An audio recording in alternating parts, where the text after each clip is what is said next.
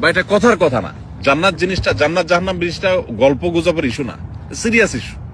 হয় জান্নাত নয় জাহান্নাম। আমার সারা জীবন ব্যবসা বাণিজ্য হলো না, ক্যারিয়ার হলো না, চাকরি হলো না।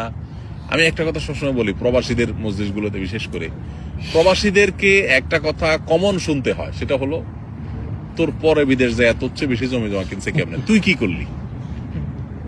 হ্যাঁ, একই কথা মায়ের, একই কথা বাপের, বন্ধু বান্ধবের, বউয়ের, সবার একই কথা।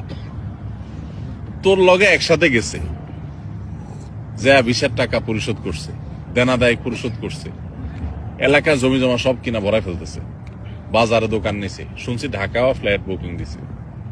আর তুই কি করস? তোর সাথে একসাথে গেছে, প্রতি বছর একবার করে আসে, তুই 3 বছর আসতে পারস না, তোর টাকা হয় না, কি করলি তুই? এই কথাগুলো খুব বেশি শোনা লাগে না আপনাদের? এটা কেন হয়? ওই যে বললাম, পুরা ফ্যামিলিকে টাকা দিবেন, এটা তার মাথা ঢুকাইছেন, আপনার মাথাও পোক ঢুকছে, তার মাথাও পোক ঢুকাইছেন। সেও মনে করে টাকা দিতে পারলেই ছেলে আমার সাকসেস, ছেলে আমার সততার পথে থাকতে পারলেই সাকসেস, এটা তার মাথায় ঢুকে নাই, আপনার মাথায়ও সেটা নাই। এই জন্য সেও সুখে নাই, আপনিও সুখে নেই, না সে সুখে আছে না আপনার সুখে আছে। তো এই জন্য ভাই, দৃষ্টিভঙ্গিটাকে বদলানোর চেষ্টা করি।